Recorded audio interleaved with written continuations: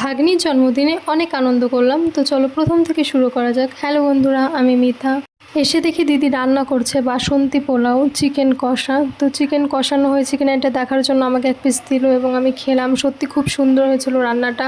মেনুতে ছিল বাসন্তী পোলাও, চিকেন কষা, পায়েস, আলুর দম। দিদি ওদিকে রান্না বান্না করেছে। তো তারপরে আমি আর আমার ভাগ্নি দুজন মিলে বসে পড়লাম বেলুন ফোলানোর জন্য। প্রথমে আমি পারছিলাম না, তাই আমার ভাগ্নি দেখো আমাকে শেখাচ্ছে। বেলুন ফোলানো কমপ্লিট। তো তারপরে দাদা সাজাচ্ছে, এইদিকে ভাগ্নি বেলুন নিয়ে খেলা করছে অনেক। কেক কাটার আগে সবাই আশীর্বাদ করেছিল, আমাকেও বললো, আমি মাসি হয়ে যেহেতু। তারপরে এদিকে কেক কাটা হচ্ছে। তারপর আমিও একটু কেক নিয়ে ঢং করে ছবি তুললাম। তো দেখো মনে হচ্ছে যেন আমারই বার্থডে। তো এরপর সবাই মিলে প্রচুর প্রচুর নাচ করলাম, আনন্দ করলাম। এবার খেতে বসে পড়েছি। খাবারের মেনু তো তোমাদের আগেই বলে দিয়েছি।